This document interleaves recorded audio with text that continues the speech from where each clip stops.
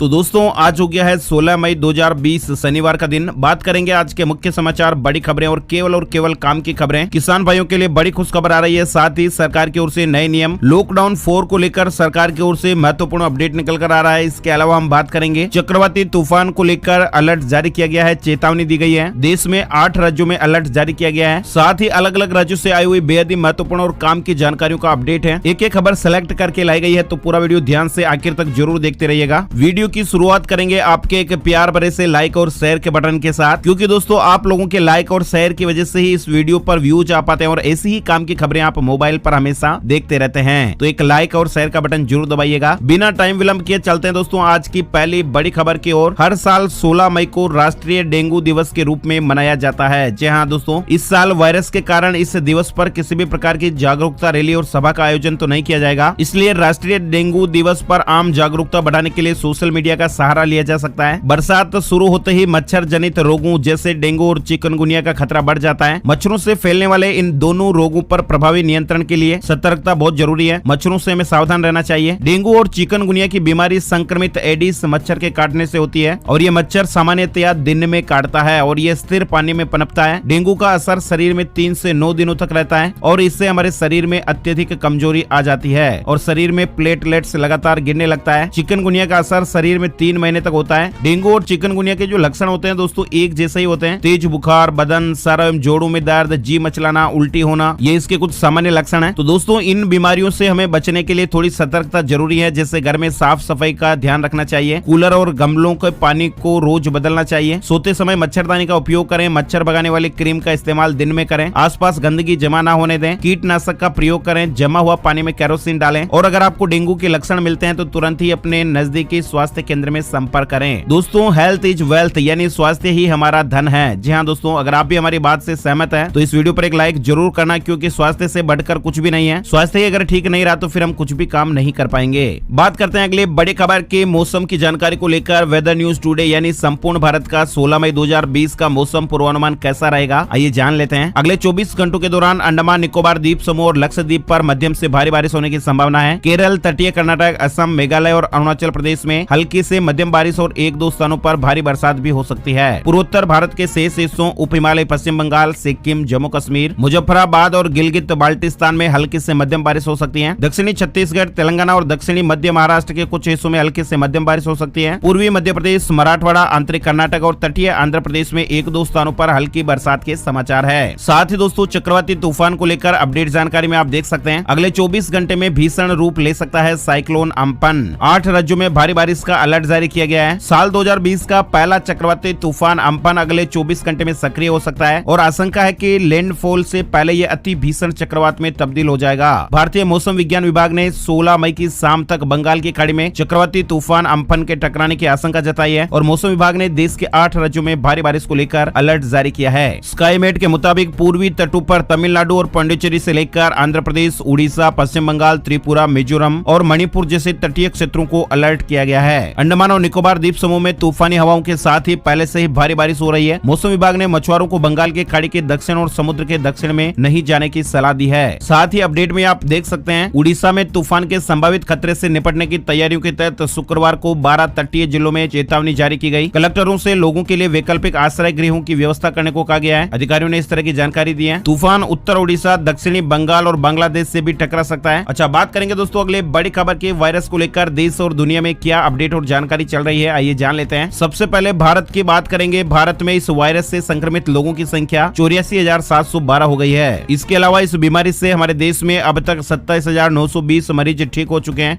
Virus को लेकर दुनिया भर में अपडेट की जानकारी हम देख सकते हैं। दुनिया में अब तक 45,43,250 लोग संक्रमित हो चुके हैं। 17,13,215 लोग ठीक हो चुके हैं। साथ ही 3,03,707 लोगों की जान जा चुकी है। अगली बड़ी खबर आ रही है। स्लोवेनिया खुद को वायरस मुक्त घोषित करने वाला पहला यूरोपीय देश बन गया है। यूरोपीय देश स्लोवेनिया ने 15 मई शुक्रवार को अपने बॉर्डर खोल दिए हैं। स्लोवेनिया ने खुद को वायरस महामारी मुक्त घोषित कर दिया है। वहीं दोस्तों अगले बड़ी खबर में देख सकते हैं दिल्ली को लेकर। दिल्ली में एक बार फिर से भूकंप के झटके महसूस किए गए। दिल्ली एनसीआर में शुक्रवार यानी 15 मई को सुबह करीब 11:30 बजे के लगभग भूकंप के झटके महसूस किए गए। रिक्टर स्केल पर इसकी तीव्रता जो है वो 2.2 मापी गई। इससे पहले 10 मई को भी यहाँ पर भूकंप आया था और 10 मई से पहले 12 और 13 अप्रैल को भी भूकंप के झटके महसूस किए गए थे। है। दिल्ली को लेकर ये अपडेट आप लोगों ने देखा। वहीं दोस्तों अगली बड़ी खबर, बिहार सरकार की केंद्र से अपील है, मई के अंत तक बढ़ाया जाए राष्ट्रव्यापी लॉकडाउन। बिहार सरकार ने केंद्र से राष्ट्रव्यापी लॉकडाउन मई के अंत तक बढ़ाने की अपील की है। साथ ही श्रमिक विशेष ट्रेनें और सामान्य यात्री विमान सेवाओं के अलावा इस दौरान सभी रेल और हवाई सेवाओं को निलंबित रखने की अपील की गई है। देश में तीसरे चरण का लॉकडाउन 17 मई को समाप्त हो रहा है और 17 मई के बाद 2 हफ्ते और बड़े लॉकडाउन। इसको लेकर असम सरकार ने भी केंद्र सरकार को चिट्ठी लिखी है। असम के मुख्यमंत्री सर्बानंद सोनोवाल ने कहा है कि हमने अपनी लिखित सिफारिश भेजी है, हम चाहते हैं कि लॉकडाउन जारी रहे, हमारी एक सलाह है। अच्छा, अगली बड़ी खबर, गृह मंत्रालय ने राज्यों से कहा है प्रवासी मजदूरों को खाना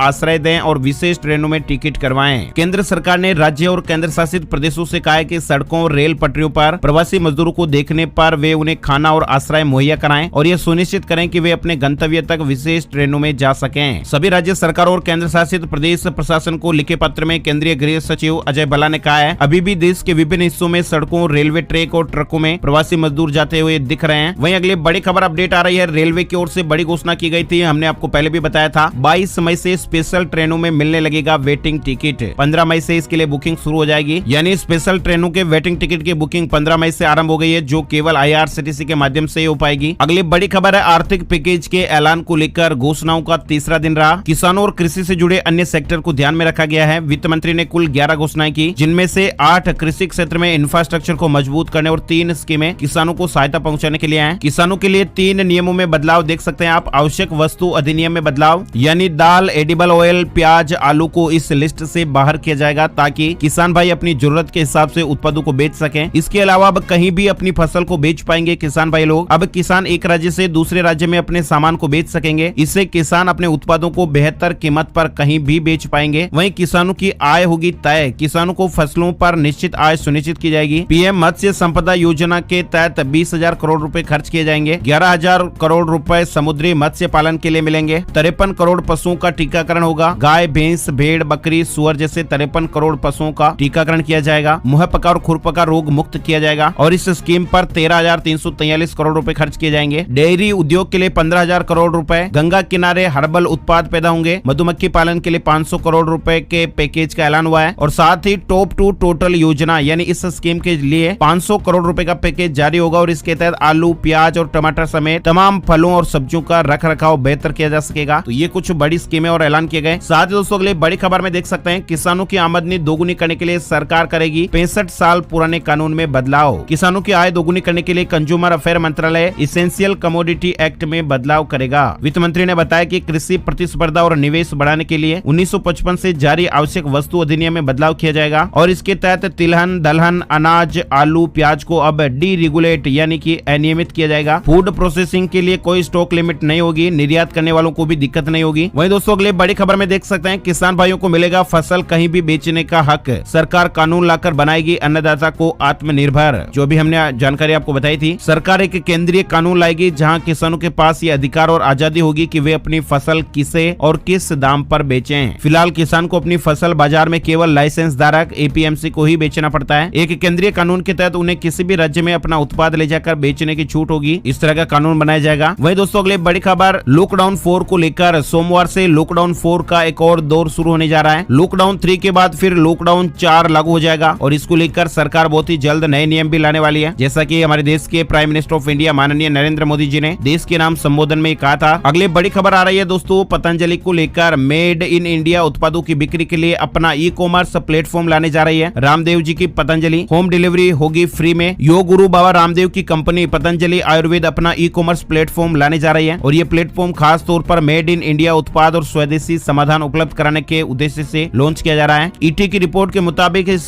प्लेटफॉर्म को ऑर्डर मी नाम दिया गया है। होम डिलीवरी के लिए कोई चार्ज नहीं देना होगा, यानी ये पूरी तरह से फ्री सुविधा होगी। खबर आ रही है कि 10 से 15 दिनों में ये पोर्टल शुरू हो जाएगा। बड़ी खबर आ रही है, वरिष्ठ नागरिकों का साथी बना पेटीएम पेमेंट बैंक। बुजुर्गों के लिए लॉन्च हुई ये नई सुविधा। वरिष्ठ नागरिक ATM से कैश निकालने के लिए नहीं जा पा रहे हैं लॉकडाउन की वजह से। इन मुश्किलों को ध्यान में रखते हुए पेटीएम पेमेंट बैंक ने एक नई सेवा लॉन्च की है, जिसके तहत वरिष्ठ नागरिकों और दिव्यांगों की नकदी संबंधी समस्या का निदान मिल जाएगा। पेटीएम पेमेंट बैंक के CEO और MD सतीश कुमार गुप्ता ने कहा कि डिजिटल बैंकिंग को बढ़ावा दिया जा रहा है और इसी क्रम में कैश एट होम सेवा शुरू की गई है और ये सेवा उन लोगों के लिए शुरू की गई है जो बीमारी या फिर बढ़ती उम्र की वजह से ATM या फिर बैंक नहीं जा सकते हैं। तो अगर कैश एट होम सर्विस का उपयोग करना चाहते हैं तो वरिष्ठ नागरिकों के पास में पेटीएम पेमेंट बैंक बैंक का बचत खाता होना चाहिए। बैंक के मोबाइल ऐप पर जाकर उनको जितना पैसा चाहिए वो एंटर करेंगे। इसके बाद फिर आवेदन को सबमिट करेंगे और इसके बाद बैंक का एग्जीक्यूटिव उनके रजिस्टर्ड पते पर 2 दिन के अंदर कैश डिलीवर कर देगा। इस सेवा में वरिष्ठ नागरिक कम से कम 1000 रुपए और अधिकतम 5000 रुपए तक प्राप्त कर सकते हैं। साथ ही अगले बड़ी खबर देख सकते हैं, सुप्रीम कोर्ट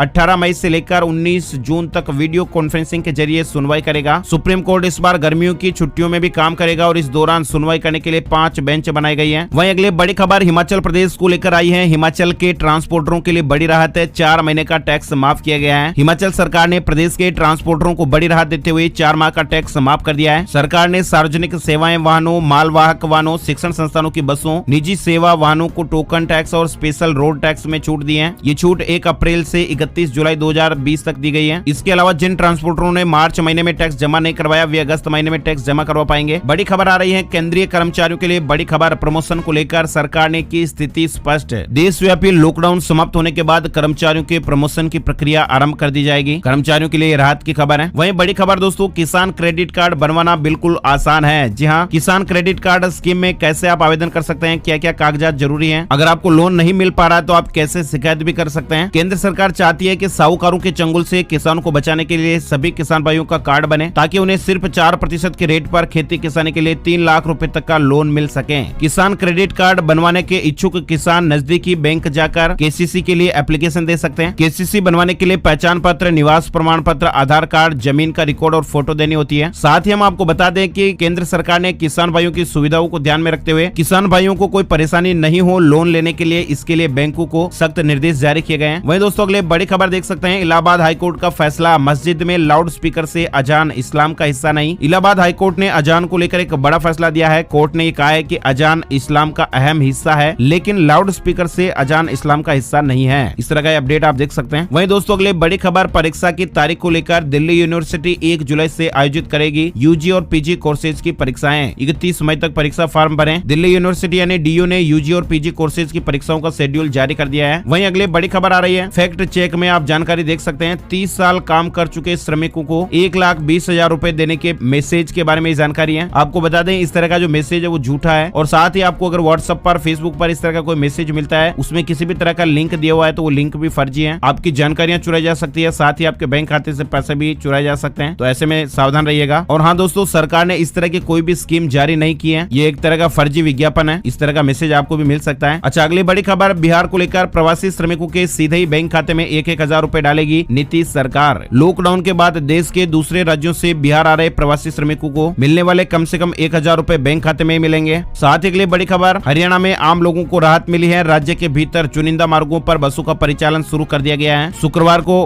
कुछ मार्गों पर हरियाणा सड़क परिवहन की बसों का परिचालन हुआ। शारीरिक दूरी का पालन किया जा रहा है। एक बस में 30 से ज्यादा यात्रियों को नहीं बिठाया जा रहा है। बस सेवा चुनिंदा मार्गों पर शुक्रवार सुबह से शुरू की गई है। शुरुआत में 10 बसें जो है वो डिपो अंबाला, भिवानी, हिसार, कैथल, करनाल, नारनौल, पंचकुला, रेवाड़ी, रोहतक और सिरसा से 29 मार्गों पर चलेंगी। हरियाणा रोडवेज बसों से यात्रा करने वाले यात्रियों के लिए मास्क पहनना और टिकट को ऑनलाइन बुक करना अनिवार्य है। वहीं बड़ी खबर है, मई महीने में होंडा ने बेचे 21,000 टू व्हीलर, 2.5 लाख वाहनों की हुई service. Honda motorcycle and scooter India private limited ने साझा किया है कि जब से उसने अपने नेटवर्क आउटलेट्स को फिर से शुरू किया है तब से लेकर अब तक होंडा ने 21,000 यूनिट्स की खुदरा बिक्री की है। वहीं दोस्तों अगले बड़ी खबर आ रही है, रियलमी टीवी और रियलमी वॉच की 25 मई को होगी लॉन्चिंग। कंपनी ने इसका ऐलान किया है। रियलमी ने खुलासा किया है कि 25 मई को भारत में रियलमी टीवी और रियलमी वॉच दस्तक देने वाले हैं। आगे बढ़ते दोस्तों अगले बड़ी खबर आ रही है, झारखंड को लेकर महिलाओं को 1 रुपए में 50 लाख तक की संपत्ति के निबंधन की छूट समाप्त हो गई है। झारखंड राज्य सरकार ने महिलाओं को 50 लाख रुपए तक की संपत्ति का 1 रुपए में निबंधन कराए जाने संबंधी जो छूट दी गई थी, मुद्रांक शुल्क को वापस ले लिया है। अगले बड़ी खबर आ रही है, नीट 2020 को लेकर फॉर्म में करेक्शन का एक और मौका दिया गया है। नेशनल टेस्टिंग एजेंसी यानी एनटीए ने नीट यूजी के ऑनलाइन आवेदन फॉर्म में करेक्शन का मौका दिया है। एनटीए ने फॉर्म में सुधार करने और सेंटरों को बदलने के लिए आखिरी तारीख को फिर से बढ़ा दिया है। उम्मीदवार 31 मई 2020 तक बदलाव कर सकते हैं। वहीं दोस्तों अगली बड़ी खबर, एयरटेल ने अपने प्लान में किया बदलाव, अब केवल 98 रुपए में 12 GB डेटा मिलेगा। एयरटेल ने अपने यूजर्स के लिए अपने एक एड ऑन प्लान को रिवाइज किया है। वैसे कंपनी का पुराना प्लान है लेकिन कंपनी ने इसमें बदलाव किया है। पहले 6 GB डेटा मिल रहा था, उसे बढ़ाकर 12 GB डेटा कर दिया गया है। वही दोस्तों बड़ी खबर आ रही है, उत्तर प्रदेश में विभिन्न राज्यों से अब तक 13.5 लाख प्रवासी कामगार पहुंच गए हैं। राज्य सरकार ने शुक्रवार को इस तरह की जानकारी दी है। 13.5 लाख प्रवासी श्रमिक एवं कामगार ट्रेन, बस और अन्य वाहनों के जरिए उत्तर प्रदेश लौट चुके हैं। वही दोस्तों अगले बड़ी खबर, गुजरात में 1 लाख के ऋण के लिए 21 तारीख से आवेदन कर सकेंगे। 9,000 से ज्यादा स्थलों से ऋण मिलेगा। वायरस संक्रमण के मद्देनजर लॉकडाउन की स्थिति में मुख्यमंत्री विजय रूपाणी की ओर से छोटे व्यापारियों, व्यवसायियों, निजी कारीगरों, श्रमिक वर्ग को व्यवसाय रोजगार को फिर से पटरी पर लाने के उद्देश्य से आत्मनिर्भर गुजरात सहायता योजना की घोषणा की गई है और इसके तहत 1 लाख रुपए का ऋण दिया जाएगा। 2% के वार्षिक ब्याज को लेकर दिए जाने वाले इस ऋण के लिए 21 मई से आवेदन किए जा सकेंगे। लास्ट डेट 31 अगस्त रहेगी और इसके जो आवेदन है वो राज्य भर में करीब 1000 जिला सहकारी बैंक की शाखाओं, 1400 शहरी सहकारी बैंक और 7000 से ज्यादा क्रेडिट सोसाइटी सहित 9000 स्थलों से प्राप्त हो पाएंगे। 10 लाख लोगों को 3 वर्ष के लिए लोन मिलेगा, ऋण मिलेगा और ये ऋण किसी भी गारंटी के बिना दिया जाएगा। इनमें धोबी, नाई, प्लम्बर, इलेक्ट्रीशियन, छोटे दुकानदार, रेडी वालों, रिक्शा चालकों जैसे लोगों को भी ये ऋण दिया जाएगा। तो ये अच्छी स्कीम है, इन लोगों को फायदा मिलेगा। गुजरात को लेकर ये अपडेट खबर थी, इसलिए हमने आपको विस्तार से बताई। अच्छा, अगले बड़ी खबर दोस्तों, भारतीय मैसेजिंग सर्विस कंपनी ने जीती $1 लाख की चुनौती। फीचर फोन के लिए अब पेमेंट सोल्यूशन तैयार करेगी। यानी स्मार्टफोन में तमाम तरह के पेमेंट गेटवे मिल जाते हैं, लेकिन फीचर फोन में पेमेंट सर्विस मिलना कुछ हद तक असंभव सा लगता है और इसी को संभव बनाने के लिए एक भारतीय मैसेजिंग प्लेटफॉर्म ने $1 लाख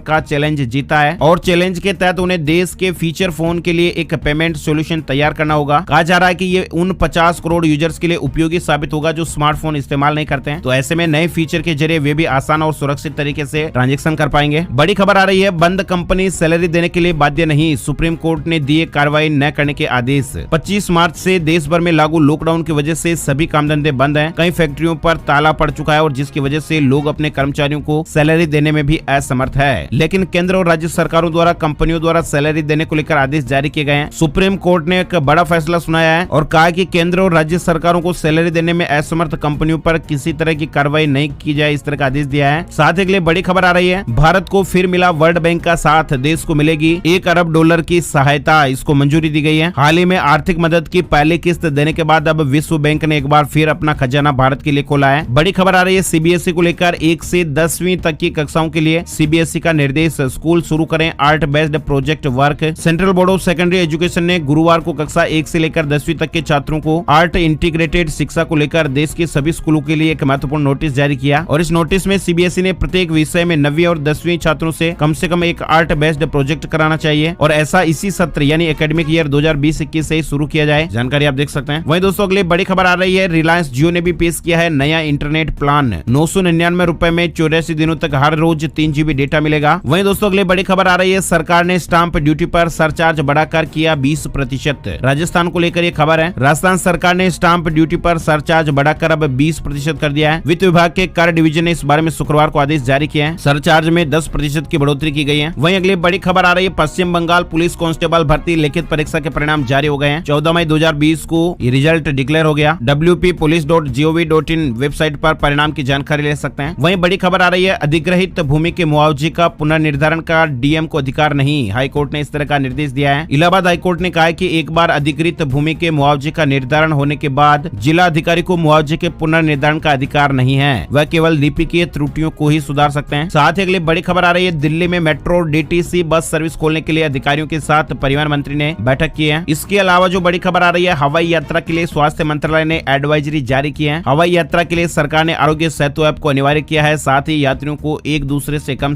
1 मीटर की दूरी रखनी होगी। हवाई यात्रा के दोबारा शुरू होने से पहले ही स्वास्थ्य मंत्रालय ने यात्रियों के लिए एडवाइजरी जारी की है। सफाई, फिजिकल डिस्टेंसिंग समेत कई तरह के खास प्रोटोकॉल का जिक्र किया गया है। वही दोस्तों इलाहाबाद हाईकोर्ट ने महत्वपूर्ण आदेश दिया है, लॉकडाउन में प्रदेश की सीमा में घुसने वाले हर व्यक्ति की सूची तैयार करने के निर्देश हैं। कोर्ट ने कहा कि जो लोग हाईवे से अपने प्राइवेट साधन या पैदल प्रदेश में आए हैं, उनका पता लगाकर निगरानी सूची में शामिल किए जाएं। कोर्ट ने कहा कि लॉकडाउन के दौरान प्रदेश की सीमा में प्रवेश करने वाले हर व्यक्ति की सूची तैयार की जाए। वहीं दोस्तों अगले बड़ी खबर निकल कर आ रही है, 10वीं और 12वीं बोर्ड परीक्षा यानी महाराष्ट्र में जो बोर्ड एग्जाम है उनके रिजल्ट 10 जून तक संभव है। इस तरह की खबरें आ रही है, मीडिया रिपोर्ट्स में ऐसी जानकारियां बताई जा रही है। वहीं दोस्तों अगले बड़ी खबर है, gold price today, silver price today update को लेकर 15 मई को सोने चांदी के क्या रेट रहे हैं, जानकारी में आप देख सकते हैं। सोना 47,067 रुपए प्रति 10 ग्राम पर रहा और चांदी 45,035 रुपए प्रति किलोग्राम के भाव पर रही। India Boolean and jewellers association की वेबसाइट पर इस तरह की जानकारी और अपडेट आपको मिल जाएंगे। तो दोस्तों आज के वीडियो में फिलहाल बस इतनी ही खबरें, उम्मीद आपको अच्छी लगी होगी। इस वीडियो को लाइक और शेयर जरूर कर दे और हाँ, पहली बार अगर आप लोग इस वीडियो को देख रहे हैं तो वीडियो के नीचे लाल बटन है सब्सक्राइब वाला, उसे दबा दें ताकि आपके मोबाइल पर हर रोज आपको ये वीडियो दिखाई देता रहेगा। आपका बहुत बहुत धन्यवाद। जय हिंद, जय भारत, वंदे मातरम।